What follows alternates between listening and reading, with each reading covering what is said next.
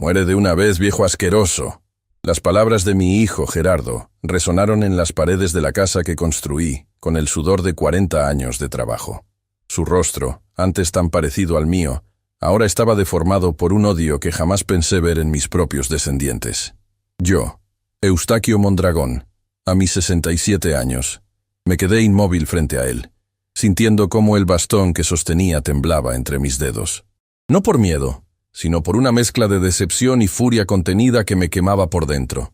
Lo que Gerardo no sabía era que yo había empezado a grabar cada una de nuestras interacciones desde hace 3 meses. Lo que él no sabía era que, a pesar de mis canas y mis manos arrugadas, mi mente seguía tan afilada como cuando enseñaba historia en la universidad. Lo que mi hijo no sabía era que yo ya había anticipado su traición. Antes de continuar con la historia, por favor, haz clic en el botón de me gusta. Suscríbete al canal y comenta desde dónde estás viendo. Tu ayuda es muy importante. Todo comenzó a cambiar hace 6 meses, cuando Gerardo y su esposa Marisa empezaron a visitarme con más frecuencia. Al principio me alegré, pensando que finalmente querían acercarse después de años de visitas esporádicas. Qué ingenuo fui. Las visitas siempre terminaban igual. Competiciones de préstamos cada vez más grandes. Ese martes, cuando los vi llegar sin aviso, supe que algo grave pasaría. Gerardo vestía su traje de banquero, ese que usa cuando quiere intimidar. Marisa lo seguía con esa sonrisa falsa que nunca llega a sus ojos. Mi pequeño Tadeo, mi nieto de 10 años, venía con ellos, cabizbajo y en silencio, algo raro en un niño normalmente lleno de energía y preguntas. «Papá, tenemos que hablar seriamente», dijo Gerardo apenas cruzó la puerta. Nos sentamos en la sala. Tadeo se quedó a mi lado, aferrándose a mi brazo como si presintiera la tormenta que se avecinaba. «Marisa y yo hemos estado pensando», continuó Gerardo sin rodeos, «que ya no puedes vivir solo. Esta casa es demasiado grande para ti, y tu salud está empeorando». «Mi salud está perfecta», respondí con calma. «El doctor Valenzuela me lo confirmó la semana pasada». Marisa soltó un suspiro exagerado. «Don Eustaquio, usted ya no recuerda las cosas como antes». La semana pasada olvidó recoger a Tadeo de la escuela. Era una mentira descarada. Jamás había olvidado a mi nieto. De hecho, ese día Marisa me llamó para decirme que ella lo recogería. «Queremos que firmes estos documentos», intervino Gerardo, sacando unos papeles de su maletín. «Es un poder notarial para que podamos administrar tus bienes y tomar decisiones por ti cuando ya no puedas hacerlo». Tomé los papeles y los revisé lentamente, fingiendo dificultad para leer. En realidad, estaba ganando tiempo mientras procesaba la magnitud de su traición. El documento no solo me quitaba control sobre mi casa y mis ahorros, sino que incluía una cláusula para internarme en un asilo, si ellos lo consideraban necesario. «Necesito tiempo para leerlo con calma», dije, dejando los papeles sobre la mesa. «No hay tiempo para eso», insistió Gerardo, su voz endureciéndose. «Firmarás hoy. Tu abuelo está muy cansado, Tadeo», intervino Marisa. «¿Por qué no vas al jardín mientras los adultos terminamos de hablar?» Tadeo me miró con sus ojos llenos de preocupación. «¿Estás bien, abuelito?» «Estoy bien, chamaco», le aseguré con una sonrisa. «Ve un rato afuera, no tardaremos». Apenas Tadeo salió, el rostro de Gerardo se transformó. «Mira, viejo, ya me cansé de juegos. O firmas, o te juro que no volverás a ver a Tadeo».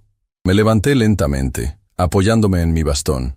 «Esta casa y mi dinero es lo único que les importa, ¿verdad?», pregunté, mirándolos directamente. «Por favor», se burló Marisa, «como si no supiéramos que ya no puedes ni recordar dónde dejas tus llaves. Sería irresponsable dejarte manejar tanto dinero en tu estado». «No voy a firmar», dije con firmeza. Fue entonces cuando Gerardo explotó. Se levantó de un salto, tiró la mesa de centro y se acercó a mí hasta que pude sentir su aliento en mi cara. «Muere de una vez, viejo asqueroso. Estamos hartos de esperar a que nos dejes algo. Todo lo que tienes será nuestro con o sin tu permiso». En ese momento, Tadeo entró corriendo, asustado por los gritos. Sus ojos se abrieron con horror al ver a su padre amenazándome. «¡Papá, no!», gritó, corriendo hacia mí. Gerardo retrocedió de inmediato, intentando componerse. Pero el daño estaba hecho. Tadeo lo había visto, y por la forma en que me abrazaba, supe que jamás olvidaría ese momento.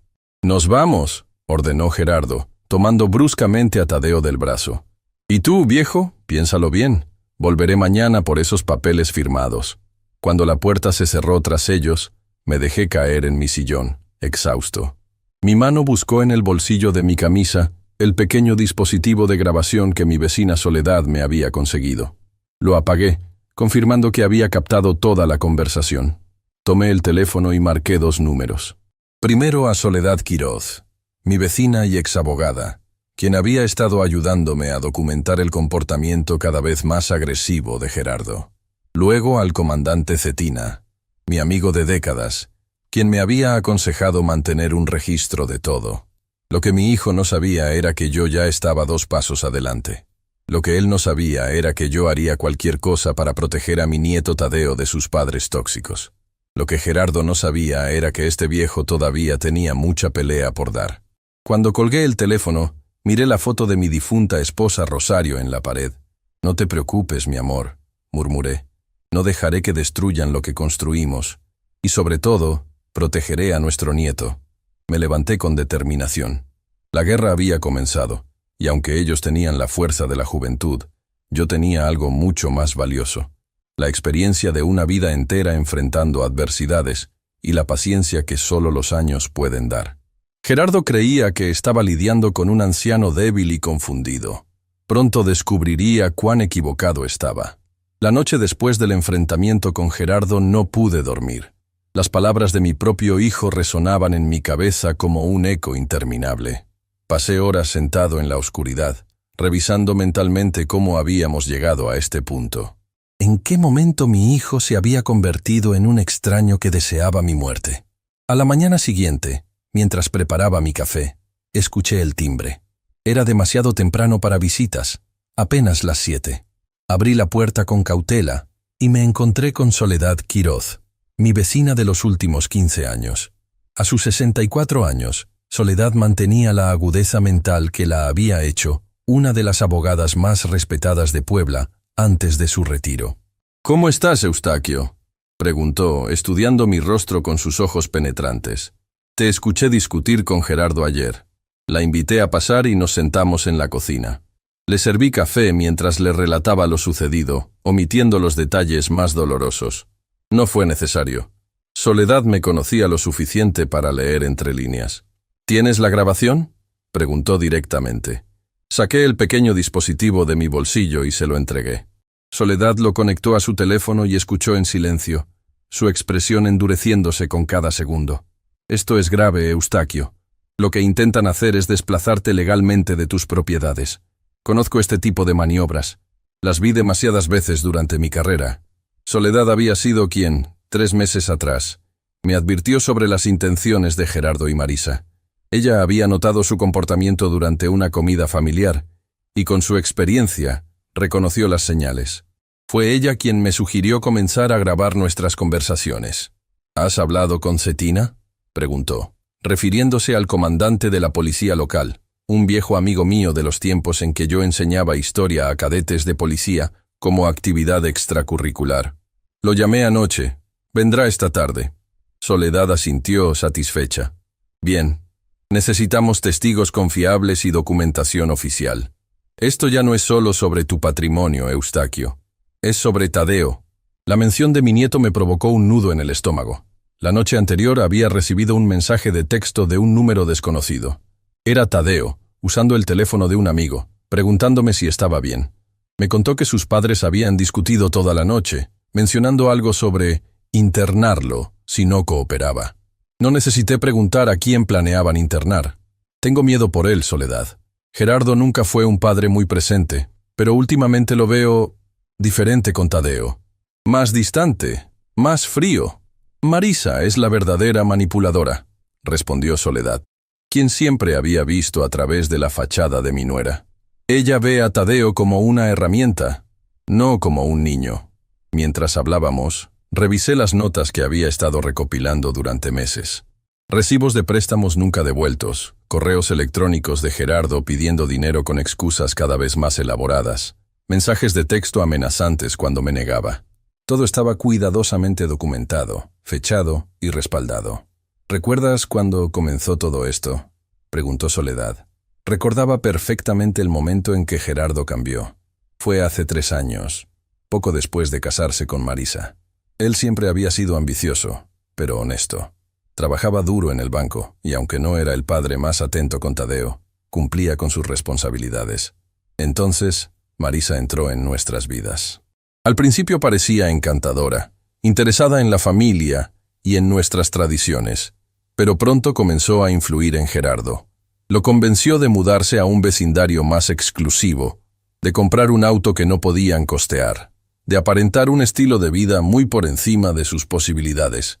Los préstamos comenzaron como peticiones educadas: 5,000 pesos para un electrodoméstico, 20,000 para reparaciones en la casa, luego 50,000 para una inversión segura. Cuando me negué a darles 200,000 pesos para un negocio que sonaba sospechoso, Gerardo dejó de ser amable. Las visitas se volvieron confrontaciones, y Tadeo, quien antes venía con alegría a pasar tiempo conmigo, ahora llegaba cabizbajo y temeroso. «Necesitamos un plan», dijo Soledad, interrumpiendo mis recuerdos. «Si vuelven hoy por esos papeles, debes estar preparado». Pasamos la siguiente hora delineando una estrategia. Soledad, con su experiencia legal, me explicó mis opciones. Podía presentar una denuncia formal contra Gerardo por las amenazas, pero eso significaría un escándalo familiar que afectaría a Tadeo. La otra opción era más sutil: seguirles el juego hasta tener suficientes pruebas para confrontarlos legalmente sin dañar a mi nieto. «Lo más importante es proteger a Tadeo», afirmé, y Soledad asintió, comprendiendo que mi nieto era mi prioridad. Después de que Soledad se marchó, me preparé para la visita del comandante Cetina. Tomás Cetina y yo nos conocíamos desde hace 30 años. Cuando yo daba clases en la universidad, él era un joven oficial que asistía a mis seminarios sobre historia criminal de México. Con el tiempo, desarrollamos una amistad basada en el respeto mutuo y la pasión compartida por entender el comportamiento humano a través de la historia. Cetina llegó puntual, como siempre. A sus 55 años, mantenía la postura recta y el aspecto imponente que lo había ayudado a ascender en la jerarquía policial. Pero conmigo, su expresión siempre se suavizaba, mostrando al hombre detrás del uniforme. «Eustaquio», me saludó con un abrazo firme. Soledad me puso al día. «Lamento mucho esta situación con Gerardo». Le ofrecí un café y nos sentamos en el porche trasero, donde podíamos hablar sin ser observados desde la calle. Le mostré las grabaciones y la documentación que había recopilado. «Técnicamente las amenazas verbales son suficientes para una orden de restricción», explicó Cetina después de examinar el material. «Pero entiendo que no quieres tomar medidas tan drásticas contra tu propio hijo». «Lo que quiero es proteger a Tadeo», respondí, «y recuperar a mi hijo, si es posible. Creo que Marisa lo ha manipulado, endeudándolo y convenciéndolo de que la única salida es conseguir mi dinero». Cetina asintió comprensivamente. «He visto casos similares. La codicia puede transformar a las personas, y más cuando hay problemas financieros de por medio». Le conté mis sospechas sobre la situación económica de Gerardo. Hace unos meses, un antiguo colega del banco me había mencionado que mi hijo estaba bajo investigación interna por irregularidades en ciertas cuentas.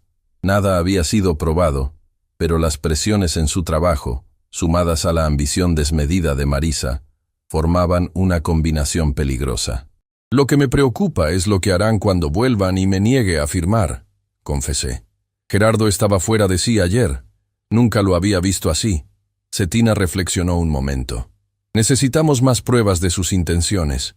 Si tienes razón y planean internarte contra tu voluntad, eso es un delito grave». Discutimos varias estrategias y finalmente acordamos un plan.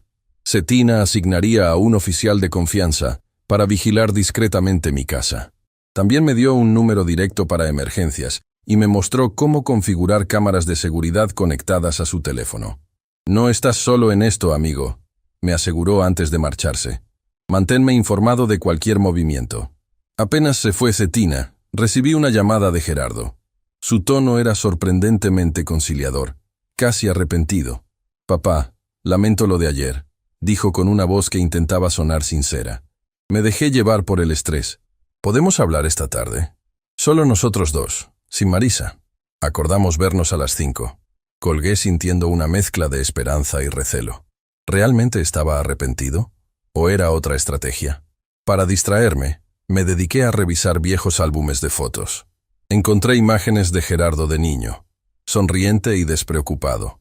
Fotos de mi esposa Rosario sosteniendo a nuestro hijo recién nacido con una expresión de amor infinito. Rosario había fallecido hace 8 años, y a veces me preguntaba si las cosas serían diferentes si ella estuviera aquí. Ella siempre supo manejar a Gerardo mejor que yo. Cerca de las 4, recibí un mensaje inesperado. Era de la maestra de Tadeo, preguntándome si todo estaba bien, ya que Gerardo había retirado a Tadeo de la escuela temprano, mencionando una emergencia familiar. Un escalofrío me recorrió la espalda.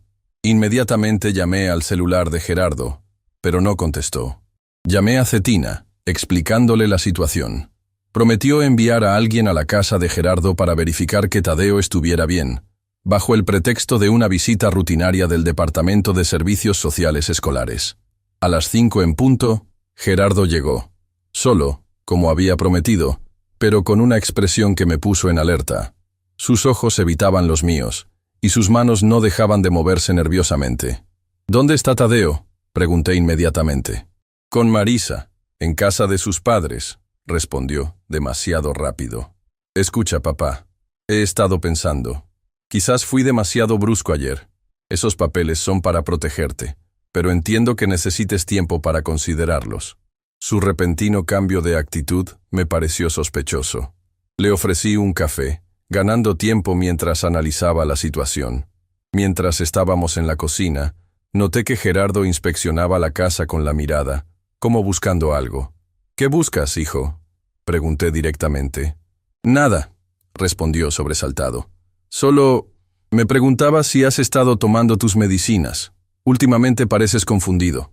No tomo medicinas. Nunca las he necesitado. Este comentario confirmó mis sospechas. Estaban construyendo una narrativa de deterioro mental para justificar sus acciones. Estoy perfectamente lúcido, Gerardo, respondí con calma. Tanto que recuerdo cada peso que me has pedido prestado en los últimos 2 años. Suman casi $500,000, ¿no es así? Su rostro se tensó. Eso no es justo, papá. Sabes que estamos pasando por un momento difícil. ¿Qué tan difícil, hijo? Tan difícil como para intentar quitarme mi casa. Tan difícil como para planear internarme contra mi voluntad. Gerardo palideció. ¿Quién te ha dicho esas mentiras? ¿Fue esa vieja entrometida de Soledad? Ella siempre ha intentado ponerte en mi contra. Nadie me ha dicho nada que yo no haya visto con mis propios ojos, respondí, manteniendo la calma. Y Soledad solo se preocupa por mí, como deberías hacerlo tú. La conversación continuó tensa, con Gerardo alternando entre negaciones indignadas y súplicas emotivas. Insistía en que todo era por mi bien, que él y Marisa solo querían asegurarse de que yo estuviera bien cuidado cuando mi mente ya no funcionara correctamente. Cada palabra confirmaba que mis sospechas eran ciertas. Mientras hablábamos, mi teléfono vibró con un mensaje de Cetina. Tadeo no está con los padres de Marisa. Seguimos buscando. Sentí que mi sangre se helaba. ¿Dónde estaba mi nieto? Gerardo. Interrumpí su monólogo sobre los beneficios de cierta residencia para ancianos. ¿Dónde está realmente Tadeo? Mi hijo se detuvo, confundido por mi cambio de tema. Ya te dije, con sus abuelos maternos. Mientes, dije, mostrándole el mensaje de la maestra. Lo sacaste temprano de la escuela, y acabo de confirmar que no está con los padres de Marisa. El rostro de Gerardo se transformó. La máscara de preocupación filial desapareció, revelando una expresión calculadora que me resultó ajena, irreconocible en el hijo que yo había criado. Tadeo está a salvo, dijo finalmente, y seguirá estándolo mientras cooperes con nosotros. En ese momento comprendí la verdadera magnitud de su plan. No solo querían mi dinero y mi casa, estaban usando a mi nieto como herramienta de chantaje emocional. El dolor que sentí fue indescriptible, pero mantuve la compostura.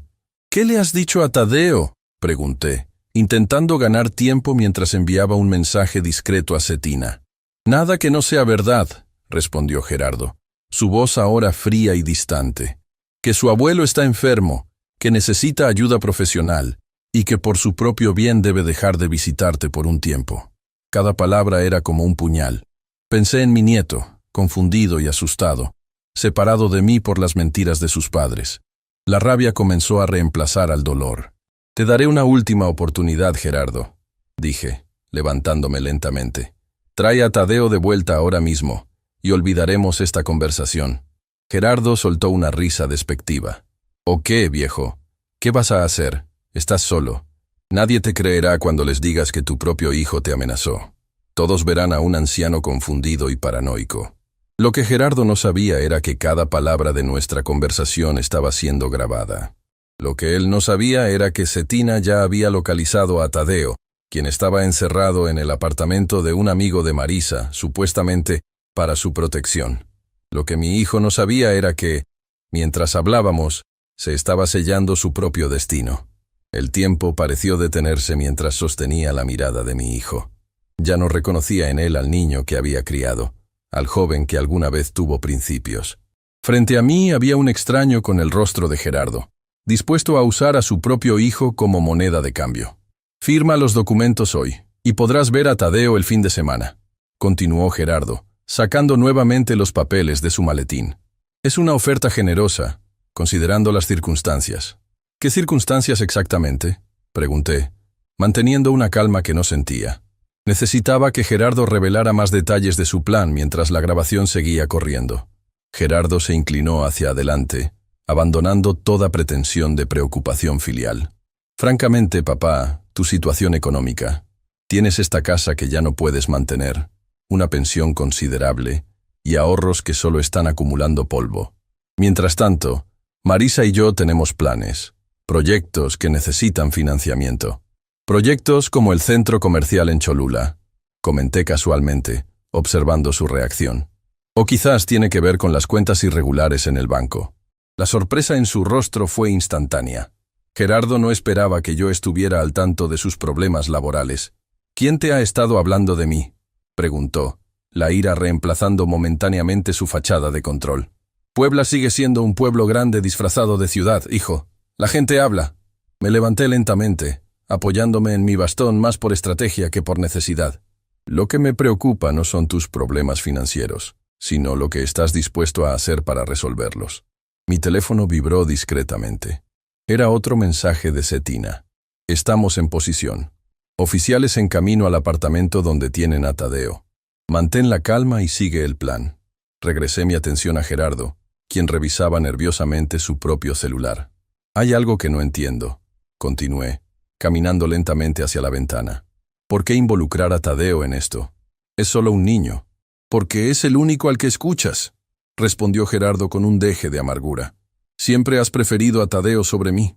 Desde que nació, todo ha sido mi nieto esto, mi nieto aquello. ¿Alguna vez te has preguntado cómo me hace sentir eso?». El resentimiento en su voz me sorprendió. ¿Realmente mi hijo se sentía desplazado por su propio hijo? Nunca había considerado que mi relación con Tadeo pudiera causarle celos a Gerardo. «Siempre has sido mi prioridad», respondí con sinceridad. «Pero cuando te casaste con Marisa, comenzaste a alejarte. Y cuando nació Tadeo, apenas me permitían verlo. Fue solo después, cuando necesitaban quien lo cuidara gratis, que súbitamente yo era bienvenido en sus vidas». Gerardo se levantó abruptamente, paseándose por la sala como un animal enjaulado. «No intentes voltear esto, papá. No se trata de quién quiere más a quién. Se trata de que tienes recursos que podrían beneficiarnos a todos, y te niegas a compartirlos». «¿Compartirlos? Lo que quieres es apropiártelos por completo». «Porque los merezco», estalló Gerardo golpeando la mesa. «He trabajado toda mi vida para construir algo, para dar a mi familia lo que merece. Mientras tanto, tú estás sentado sobre una mina de oro, desperdiciando tus últimos años en esta casa demasiado grande, con demasiado dinero para un solo viejo». La verdad finalmente salía a la luz. No se trataba de mi bienestar ni de preocupación por mi salud mental. Era simple y llana codicia, alimentada por los años de resentimiento que Gerardo había estado acumulando. «Tadeo estará mejor con nosotros», continuó, recuperando algo de compostura. «Lejos de tus historias del pasado y tus ideas anticuadas.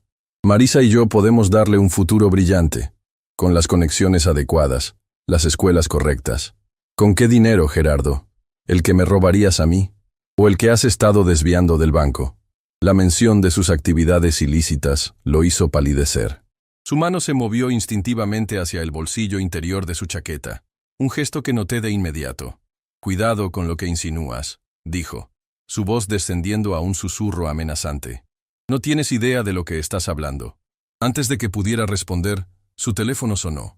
Gerardo lo contestó de inmediato, dándome la espalda. Su postura cambió mientras escuchaba, tensándose visiblemente. Cuando se volvió hacia mí, su rostro estaba contraído por la rabia. «¿Qué has hecho?», preguntó avanzando hacia mí. «La policía está en el apartamento. ¿Cómo lo supiste?». Mantuve la calma, consciente de que la situación estaba llegando a un punto crítico. «Lo que deberías preguntarte es por qué la policía se interesaría en un apartamento donde supuestamente un niño está visitando a un amigo de su madre».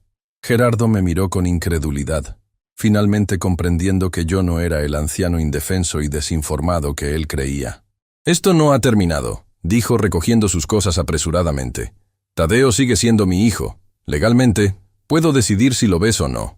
Estoy seguro de que el juez tendrá mucho que decir sobre un padre que usa a su hijo como rehén para extorsionar a su abuelo», respondí, mostrándole por primera vez el pequeño dispositivo de grabación que había estado funcionando durante toda nuestra conversación. Los ojos de Gerardo se abrieron con sorpresa y luego se entrecerraron con furia. Por un momento, temí que me atacara físicamente. En lugar de eso, se dirigió hacia la puerta. «Pagarás por esto, viejo», murmuró, antes de salir apresuradamente. Apenas se marchó, me dejé caer en el sillón, exhausto por la tensión. Llamé inmediatamente a Cetina para conocer la situación con Tadeo. «Lo tenemos», me aseguró el comandante. Estaba en el apartamento de un tal Joaquín Vega, aparentemente socio de Marisa en algún tipo de negocio. Tadeo está asustado pero ileso. «Lo estamos llevando a la estación ahora mismo». El alivio que sentí fue indescriptible. Mi nieto estaba a salvo. Sin embargo, sabía que esto era solo el comienzo de una batalla más grande. «¿Qué pasa con Marisa?», pregunté. «No estaba en el apartamento.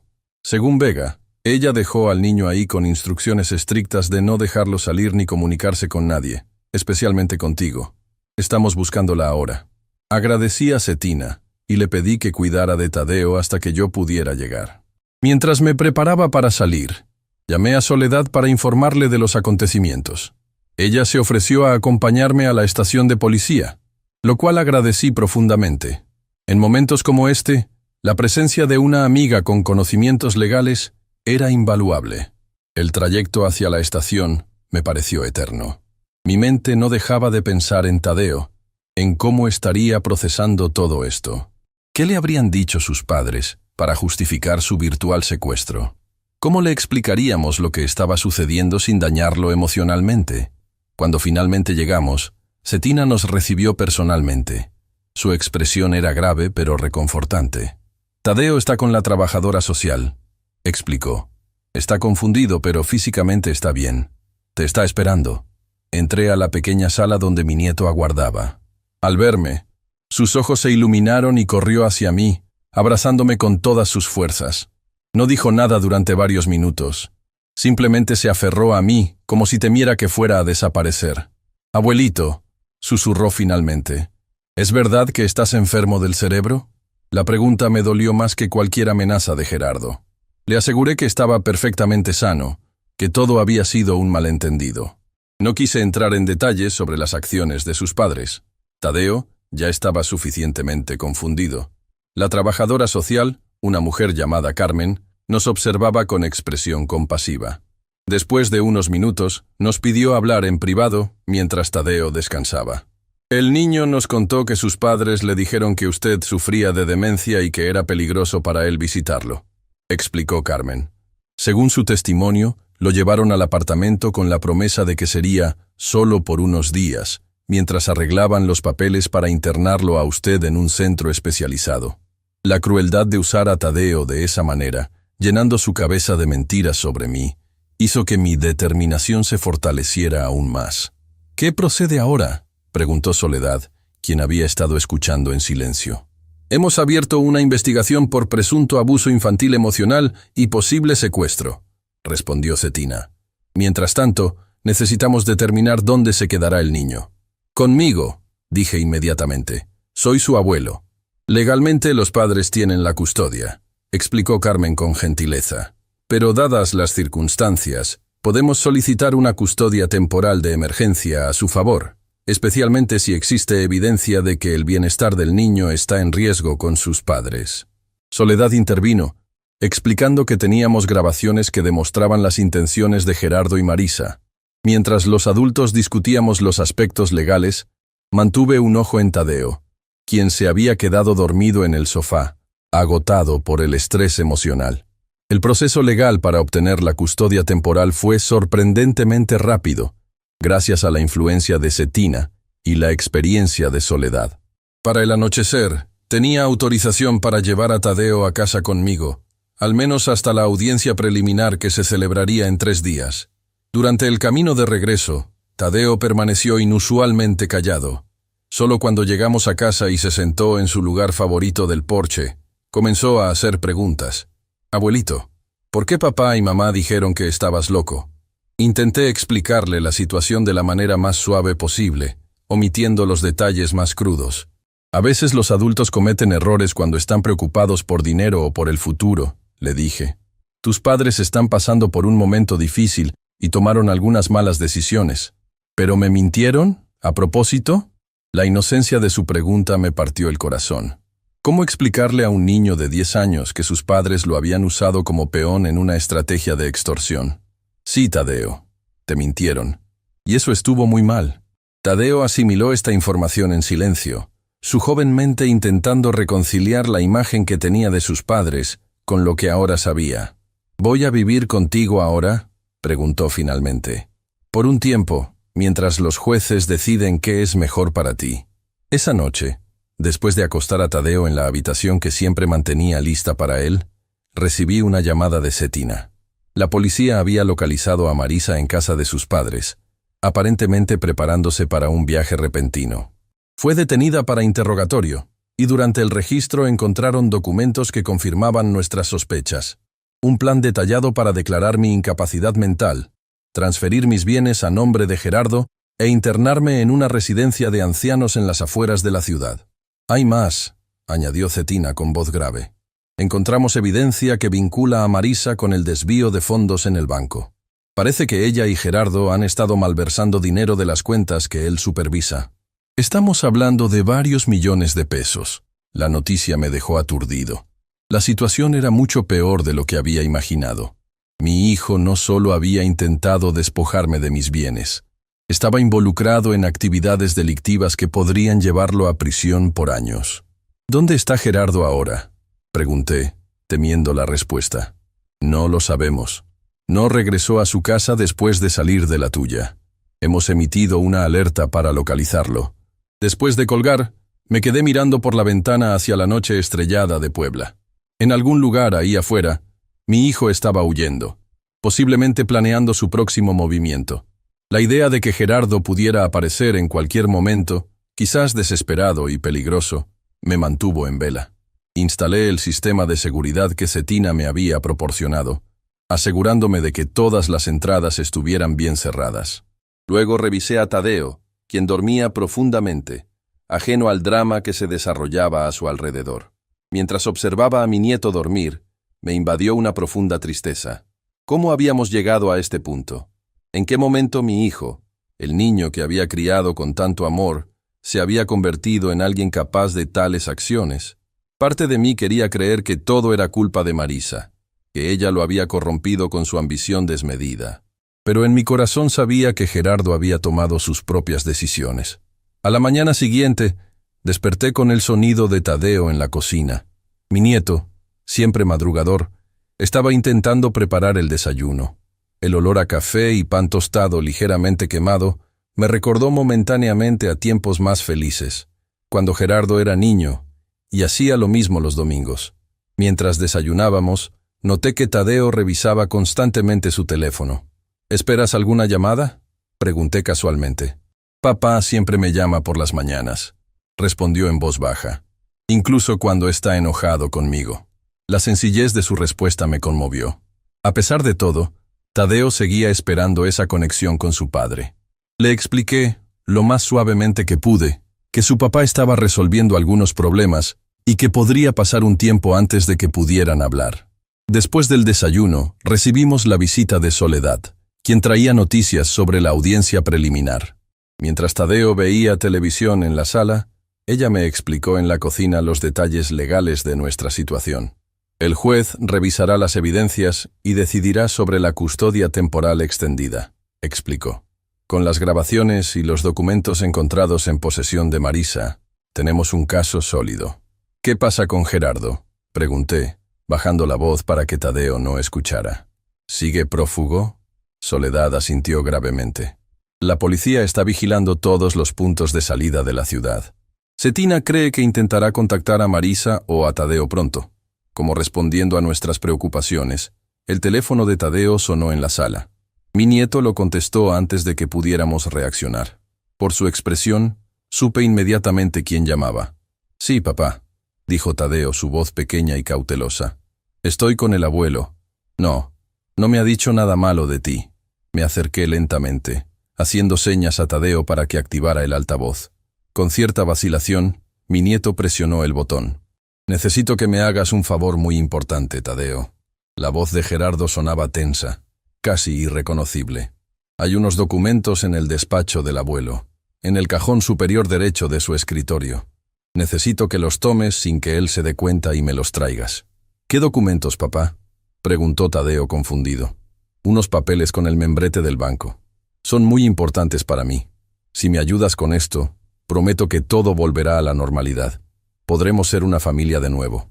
La manipulación era tan evidente que incluso Tadeo pareció detectarla. Sus ojos se encontraron con los míos, llenos de dudas y conflicto interno. «No sé, papá.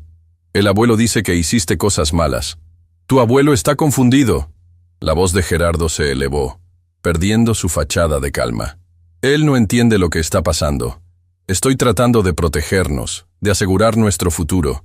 ¿No confías en mí? Soy tu padre». Vi la lucha en el rostro de Tadeo, el terrible dilema de un niño atrapado entre dos lealtades. Antes de que pudiera intervenir, mi nieto tomó su propia decisión. «No puedo hacer eso, papá», dijo con una firmeza sorprendente para su edad. «Está mal tomar cosas sin permiso. El abuelo siempre dice que la honestidad es lo más importante». El silencio al otro lado de la línea fue seguido por un suspiro de frustración. «Pon al viejo al teléfono», exigió Gerardo finalmente. Tadeo me pasó el teléfono con expresión de alivio, como si se hubiera quitado un gran peso de encima. «Estoy aquí, Gerardo», dije manteniendo la calma. «Esto no ha terminado», advirtió mi hijo, su voz cargada de amenaza. «Encontraré la manera de recuperar lo que es mío, y cuando lo haga, lamentarás haberte puesto en mi contra. Nunca estuve en tu contra, hijo. Siempre he querido lo mejor para ti. Aún puedes hacer lo correcto. Entrégate. Enfrenta las consecuencias de tus acciones y comienza de nuevo. Por Tadeo, si no por ti mismo». La risa amarga que siguió me confirmó que mis palabras habían caído en oídos sordos. «Siempre tan moralista, papá. Tan perfecto. Veremos si sigues predicando tus valores cuando termine contigo». La llamada se cortó abruptamente. Tadeo me miró con ojos llenos de preguntas que no sabía cómo responder. ¿Cómo explicarle que su padre, en su desesperación, había cruzado una línea de la que quizás no habría vuelta atrás? Lo único que pude hacer fue abrazar a mi nieto, asegurándole que, pasara lo que pasara, yo siempre estaría ahí para protegerlo. Mientras tanto, envié un mensaje urgente a Cetina, informándole de la llamada. La amenaza de Gerardo no era algo que pudiera tomar a la ligera. Los 2 días siguientes transcurrieron en un estado de alerta constante. Cetina asignó a un oficial para vigilar mi casa, mientras Soledad ayudaba con los preparativos para la audiencia. Tadeo, demostrando una resiliencia que me llenaba de orgullo, intentaba mantener una rutina normal, aunque notaba su mirada frecuentemente dirigida hacia la ventana, como esperando ver aparecer a su padre en cualquier momento. La mañana de la audiencia amaneció con una llamada de Cetina. «Tenemos a Gerardo», anunció sin preámbulos. «Intentó cruzar a Veracruz anoche. Está detenido y será trasladado a Puebla hoy mismo». Sentí una mezcla contradictoria de alivio y pesar. Mi hijo enfrentaría las consecuencias de sus acciones, como debía ser, pero el pensamiento de Gerardo tras las rejas me provocaba un profundo dolor. «¿Cómo está?», pregunté, bajando la voz para que Tadeo, que desayunaba en la cocina, no me escuchara.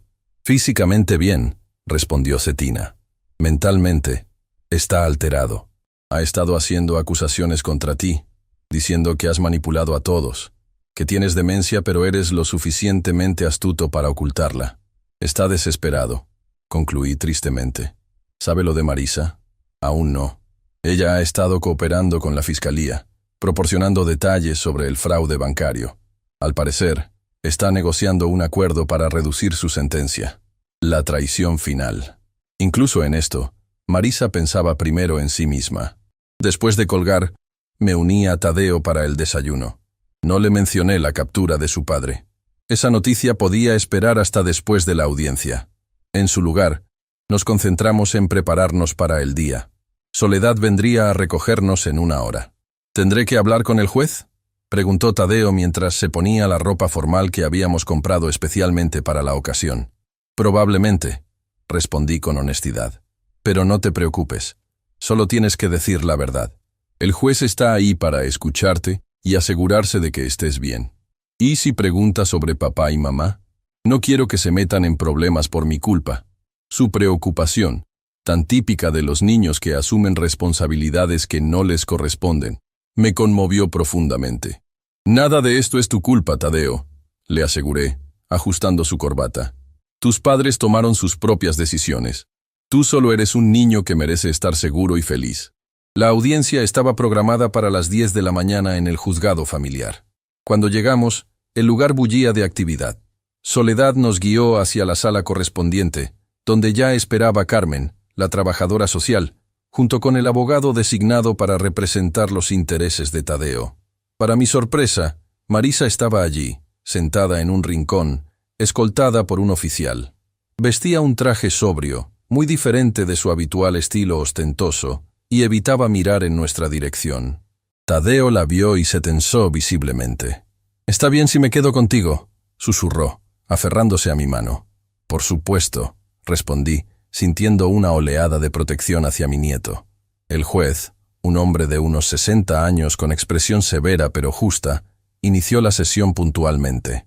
Primero escuchó los argumentos del fiscal, quien presentó las evidencias que habíamos recopilado. Las grabaciones de las amenazas de Gerardo, los documentos encontrados en posesión de Marisa detallando el plan para internarme, y los testimonios de Cetina y Carmen sobre las condiciones en que habían encontrado a Tadeo. Luego fue el turno de Marisa y su abogado. Para mi asombro no negaron las acusaciones. En cambio, Marisa presentó una versión de los hechos donde ella era otra víctima de las manipulaciones de Gerardo. «Mi cliente fue influenciada por su esposo», argumentó el abogado. Él la convenció de que don Eustaquio realmente sufría de demencia y que estaban actuando en su mejor interés. En ningún momento comprendió la verdadera naturaleza de sus acciones. La hipocresía de su defensa me indignó, pero mantuve la compostura. Tadeo escuchaba todo con una concentración impropia de su edad, procesando cada palabra, cada acusación. Cuando llegó mi turno de hablar, me levanté con dignidad. Expliqué al juez cómo había comenzado todo. Los préstamos cada vez mayores, las presiones, las amenazas veladas que se volvieron explícitas. Hablé de mi preocupación principal, el bienestar de Tadeo. «No busco venganza, su señoría», concluí. «Solo quiero proteger a mi nieto y asegurarme de que pueda crecer en un ambiente seguro y estable». El momento más difícil llegó cuando el juez solicitó hablar con Tadeo en privado. Mi nieto me miró con aprehensión mientras era conducido a una sala adyacente. Esos 15 minutos me parecieron eternos. Cuando regresaron, noté que Tadeo había llorado, pero también que caminaba más erguido, como si se hubiera quitado un peso de encima. El juez lo miraba con un respeto que rara vez se concede a un niño de 10 años. Después de escuchar a todas las partes, el juez dictó su resolución. Se me otorgaba la custodia temporal de Tadeo por un periodo de 6 meses, durante los cuales se evaluaría la situación de sus padres. Marisa podría tener visitas supervisadas, 1 vez por semana.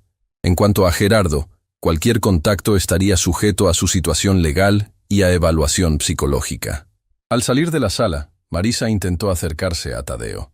Mi nieto se detuvo. permitiéndole aproximarse pero manteniendo su distancia emocional.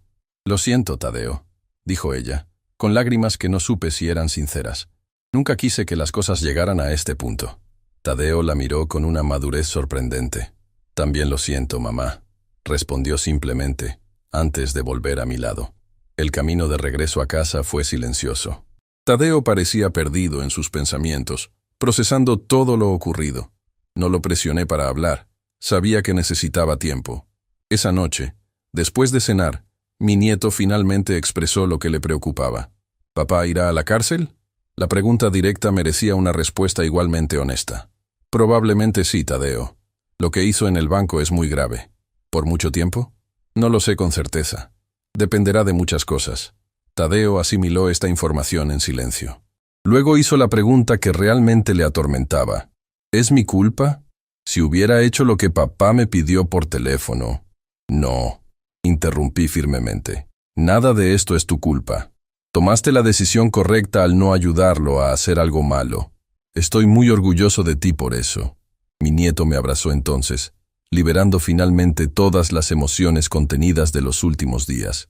Lo sostuve mientras lloraba, ofreciéndole el refugio seguro que necesitaba. A la mañana siguiente, Cetina me llamó para informarme que Gerardo había solicitado verme. Mi primera reacción fue negarme. La herida estaba demasiado fresca. Pero después de reflexionarlo, decidí que necesitaba este cierre. No solo por mí, sino también por Tadeo. «Te acompañaré», se ofreció Soledad cuando le conté mi decisión. «No deberías enfrentar esto solo». El centro de detención era un lugar frío e impersonal. Mientras esperábamos en la sala de visitas, me preparé mentalmente para ver a mi hijo en estas circunstancias.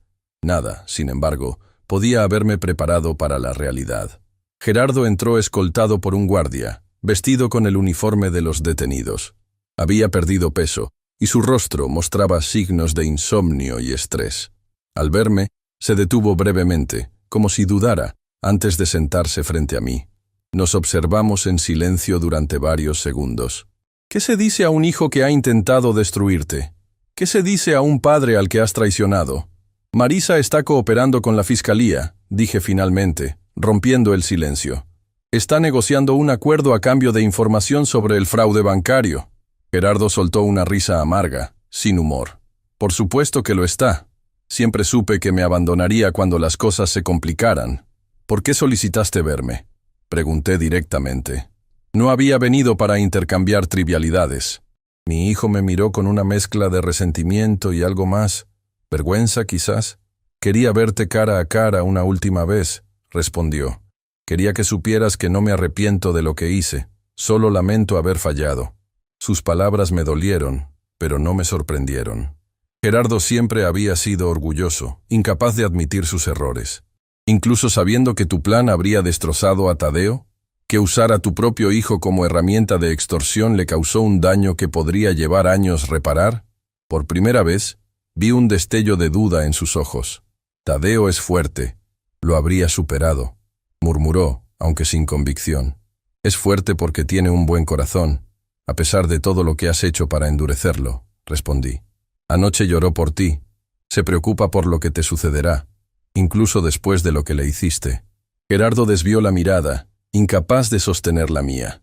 En ese momento, vi un atisbo del niño que había criado, del hijo que alguna vez había amado incondicionalmente a su padre. El juez me concedió la custodia temporal, continué. Pero Tadeo sigue siendo tu hijo. Siempre serás su padre, para bien o para mal. ¿Y qué se supone que significa eso?, preguntó con amargura. Estaré en prisión durante años. Cuando salga, Tadeo será casi un adulto. Significa que tienes una elección que hacer. Puedes aferrarte a tu orgullo y tu resentimiento, o puedes comenzar a reparar el daño que has causado. Puedes escribirle, demostrarle que lo amas independientemente de las circunstancias. Puedes darle el ejemplo de alguien que acepta las consecuencias de sus acciones y busca redimirse. Un largo silencio siguió a mis palabras. Finalmente, Gerardo habló, su voz más suave ahora. ¿Cómo está él? Está confundido, dolido, pero es resiliente. Está adaptándose a vivir conmigo de forma permanente. ¿Le has contado todo? Solo lo que necesita saber para su edad. Que cometiste errores graves, que tendrás que afrontar las consecuencias, pero que sigue siendo tu hijo y que lo amas. ¿Le dijiste eso?, preguntó con sorpresa. ¿Después de todo lo que pasó? Eres su padre, Gerardo. Nunca le mentiría sobre algo tan importante. Mi hijo bajó la cabeza, ocultando su rostro de mi vista. Cuando volvió a mirarme, había lágrimas en sus ojos. No merezco tu compasión, dijo con voz quebrada. Intenté destruirte. Te llamé cosas horribles. Estuve dispuesto a internarte contra tu voluntad. Y tendrás que vivir con eso, respondí con firmeza pero sin crueldad. Así como yo tendré que vivir sabiendo que no pude evitar que mi hijo tomara este camino destructivo. Nuestro tiempo estaba terminando. El guardia se acercó para indicarnos que la visita concluiría en 2 minutos. ¿Puedo pedirte algo?, preguntó Gerardo repentinamente urgente. ¿Podrías traer a Tadeo a verme? Solo una vez. Necesito decirle algo. Consideré su petición cuidadosamente. Hablaré con Tadeo. Si él quiere verte, lo traeré. Pero será su decisión, no la mía ni la tuya. Gerardo asintió, aceptando mis términos. Cuando me levanté para irme, él extendió su mano hacia mí en un gesto tentativo. Después de un momento de duda, la tomé. Su apretón era firme, desesperado, como si temiera que este fuera nuestro último contacto. «Lo siento, papá», susurró, tan bajo que apenas pude escucharlo. «Lo siento tanto». Eran las primeras palabras sinceras que escuchaba de él en años. No solucionaban nada, no borraban el daño causado, pero eran un comienzo. Un pequeño rayo de esperanza en medio de tanta oscuridad. «También lo siento, hijo», respondí con igual sinceridad.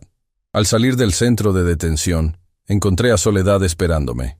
Su expresión me decía que entendía la magnitud emocional de lo que acababa de enfrentar. «¿Cómo estás?», preguntó simplemente, ofreciéndome su brazo para apoyarme.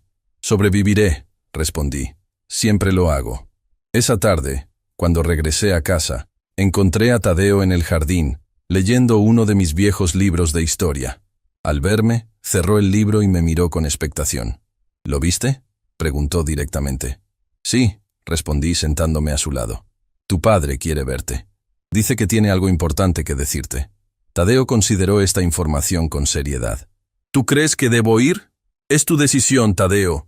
Nadie puede tomarla por ti». Mi nieto reflexionó durante varios minutos, su joven rostro mostrando la lucha interna que libraba. «Quiero verlo», decidió finalmente. «Quiero preguntarle por qué hizo lo que hizo. Necesito entenderlo». 3 días después, llevé a Tadeo al centro de detención.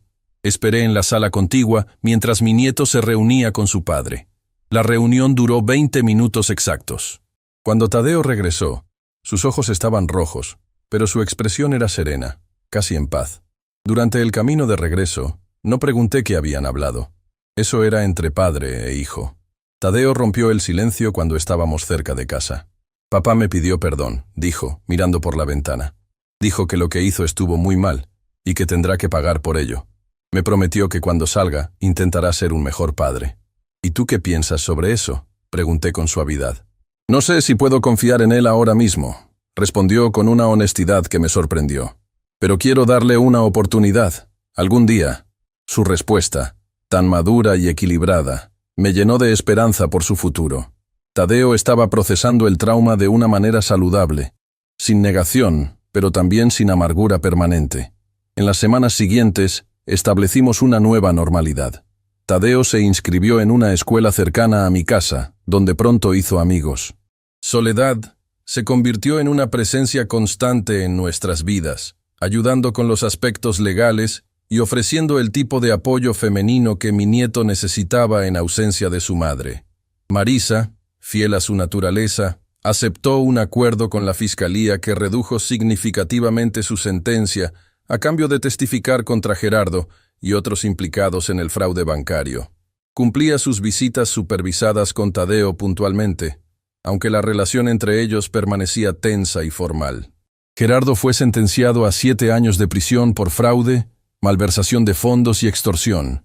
Comenzó a escribir cartas semanales a Tadeo, cartas sinceras donde hablaba de su arrepentimiento y su deseo de cambiar. Mi nieto las leía con atención y ocasionalmente respondía. 1 año después de aquel terrible día en que mi hijo me gritó que muriera, recibí una carta suya. Era extensa, detallada, una confesión completa de sus errores y los motivos detrás de ellos. Me hablaba de la presión que sentía por estar a la altura de mis logros académicos, de cómo su matrimonio con Marisa había exacerbado sus inseguridades, de cómo el miedo al fracaso lo había llevado a tomar decisiones cada vez más desesperadas. No justificaba sus acciones, solo las explicaba, y terminaba con una petición. No te pido que me perdones ahora, ni que olvides lo que hice. Solo te pido que me permitas intentar ser el hijo que mereces, el padre que Tadeo merece. Cuando haya pagado mi deuda con la sociedad, te pido una segunda oportunidad que sé que no merezco, pero que necesito para reconstruir mi vida. Esa noche, sentado en mi porche mientras Tadeo dormía, reflexioné sobre todo lo ocurrido. El camino hacia la reconciliación sería largo y difícil. Las heridas tardarían años en sanar completamente, si es que alguna vez lo hacían. Pero por primera vez en mucho tiempo, sentí esperanza genuina. Lo que mi hijo no supo aquel día, cuando me gritó que muriera, era que yo nunca dejaría de amarlo, a pesar de todo. Lo que no supo era que incluso en los momentos más oscuros, cuando planeaba destruirme, yo seguía siendo su padre, esperando el momento en que encontrara su camino de regreso. Y mientras contemplaba las estrellas sobre Puebla, agradecí silenciosamente la segunda oportunidad que la vida nos había dado a todos. No para olvidar el pasado, sino para construir un futuro mejor a partir de sus dolorosas lecciones. Si mi historia te conmovió, no olvides suscribirte a mi canal y activar las notificaciones. Cada semana comparto nuevas experiencias de vida que, como la mía, te harán reflexionar sobre el verdadero valor de la familia.